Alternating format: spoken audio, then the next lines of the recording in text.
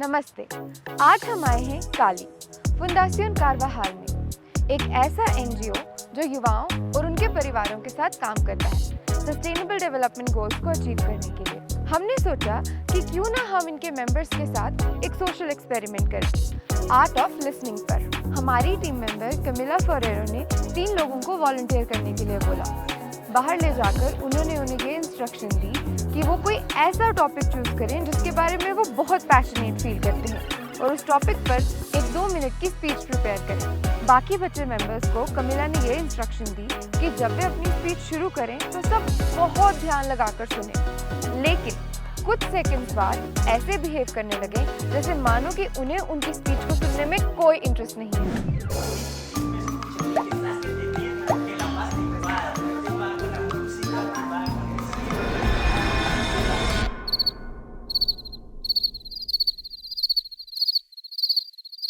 इस एक्टिविटी में आपने क्या नोटिस किया?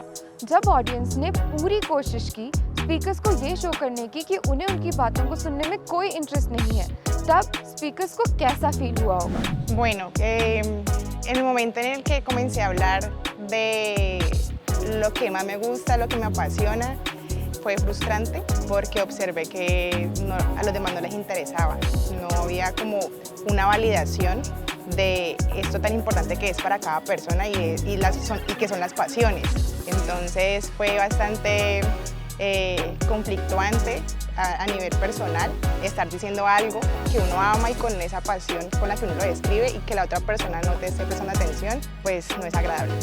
La experiencia siento que fue un poquito rara y abrumadora porque al yo estar hablando sobre lo que me gustaba y que los demás no me prestaran atención, me sentía como rara. Incluso hasta se me olvidó lo que tenía preparado para decir, o sea, lo que quería expresar, y empecé a tartamudear y me enredé, entonces fueron como muchas cosas al mismo tiempo, entonces me sentí un poco perdida.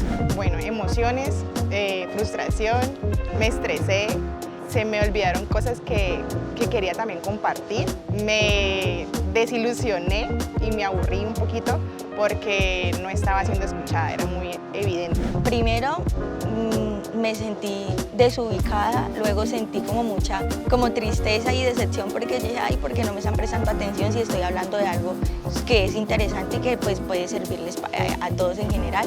Entonces sentí como frustración porque nadie me prestaba atención y yo dije, no, pues ya no voy a seguir hablando, y les dije, ay, ¿por qué me ignoran? Pero pues era parte del ejercicio como tal, pero sí me sentí muy triste.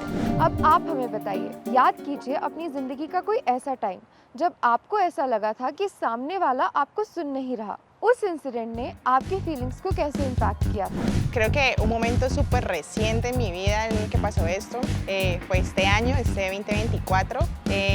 A nivel laboral me propusieron un puesto de coliderazgo donde trabajo y sentí que no fui escuchada ni valorada. Sentía que las otras personas pensaban por sus formas de actuar y decir las cosas que no merecía estar en ese lugar. Entonces podía haber tenido ideas, propuestas, pero no fueron tenidas en cuenta.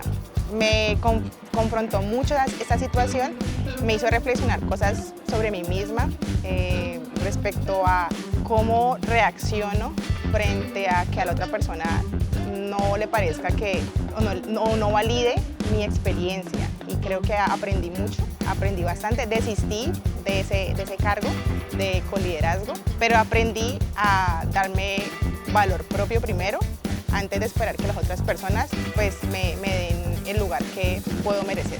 क्या आप भी ऐसी situations face करते हैं? क्या आप भी चाहते हैं कि लोग आपकी बातों को ध्यान से सुनें? लेकिन मोस्ट इम्पॉर्टेंटली, क्या आप खुद एक अच्छे लिसनर हैं? अब याद कीजिए अपनी ज़िंदगी का कोई ऐसा टाइम जब आप पुअर लिसनर थे, जब आपको डांटा गया था सामने वाले की बात को ध्यान से ना सुनने पर, चाहे वो आपके क्लासरूम में हो या आपके ऑफिस में हो या घर में हो। क्या आप जानते हैं पुअर लिसनिंग हमारी ज़िंदगी के कई हिस्सों को इम्पैक्ट करती है। चीज़ों और लोगों दोनों को समझने की हमारी क्षमता को घटाती है। हमारे concentration level, attention span, academic performance, यहाँ तक कि इमोशनल इंटेलिजेंस भी सब हमारे लिसनिंग स्किल्स द्वारा इम्पैक्ट होते हैं। इसीलिए बहुत ज़रूरी है कि हम अपनी ज़िंदगी में एक्टिव लिसनिंग को प्रैक्टिस करें। यानी कि सिर्फ शब्दों को ही नहीं बल्कि उनके पीछे छुपी गहराई को भी समझें। और ऐसा करने के लिए ये बहुत ज़रूरी है कि हम नॉन लिसनिंग या पुअर लिसनिंग के साइंस को आइडेंटिफाई कर सकें। Bueno, fue muy evidente que no me estaban escuchando porque estaban en el celular o se hablaban entre sí, incluso se reían de cosas que contaban, no había contacto visual y eso es muy diciente, me sentía hablándole como a la pared. Entonces fue muy evidente que las compañeras estaban haciendo de todo menos escuchar. Cuando trataba de mirar a los ojos a las personas no me miraban, estaban mirando hacia diferentes lugares, empezaron a hablar entre ellos, entonces todo esto me indicó que definitivamente pues no me estaban poniendo atención, no me estaban escuchando. Las señales de que no me estaban escuchando fueron claras.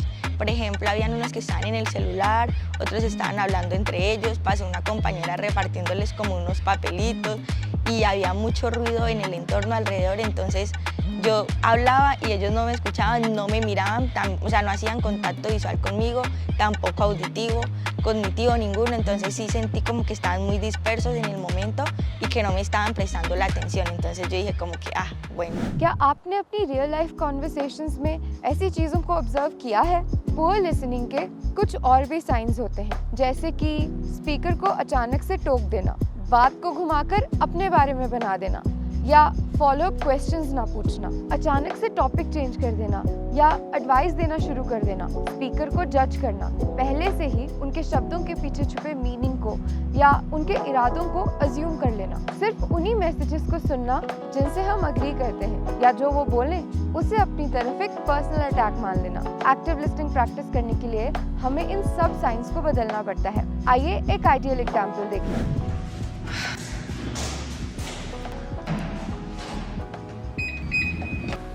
यार सिमरन, मेरी बहन से भी बहुत बड़ी लड़ाई हुई है। समझ नहीं आ रहा किससे बात करूं, कितना like I am really upset. Oh, thank you for sharing. अगर तुम चाहो तो मुझसे और बात कर सकते हो। हम डिसाइड नहीं कर पा रहे कि वेकेशन के लिए कहाँ जाना है। मुझे गोवा जाना है, उसको कश्मीर। जब से लड़ाई हुई है तब से मेरी बात नहीं हुई है उससे। Oh, that's tough. You sound upset कि इस सब की वजह से तुम मुझसे बात नहीं कर पा रहे हो। इतना गुस्सा आ रहा है ना मुझे। उसने बस अज्यूम कर लिया कि जहाँ उसको जाना है वहाँ हम सभी जाएंगे। मेरे विशेष का क्या? तो इस सब की वजह से तुम्हें कैसा फील हो रहा है? फ्रस्ट्रेशन है, गुस्सा भी आ रहा है, लेकिन थोड़ा गिल्टी भी हूँ। मेरी वजह से उसके प्लान खराब हो गए। मैंने उसको बोला कि भाई अगर तुझे कश्मीर जाना है तो मेरे बिना जा, मैं नहीं आ रहा तेरे साथ। Oh, this sounds complicated. Maybe अगर तुम थोड़ा टाइम लो इस सब को प्रोसेस करने के लिए तो इस सब को अच्छे से सॉर्ट कर पाओ। हाँ, I guess. Thanks for listening. ज़रूरत थी मुझे भड़ास निकालने की। किसी को ध्यान से सुनना एक ऐसी स्किल है जो हमारी लाइफ के कॉन्फ्लिक्ट सिचुएशंस को मैनेज करने में एक बहुत इंपॉर्टेंट रोल प्ले करती है। जब आप अपनी लाइफ में स्किल को प्रैक्टिस करने की कोशिश करते हैं तो कैसे चैलेंजेस फेस करते हैं, हमें नीचे कमेंट्स में बताइए। आज के लिए बस इतना ही। अगर आपको हमारा ये वीडियो पसंद आया हो तो इसे लाइक करें, शेयर करें और हमारे चैनल को सब्सक्राइब करना ना भूलें।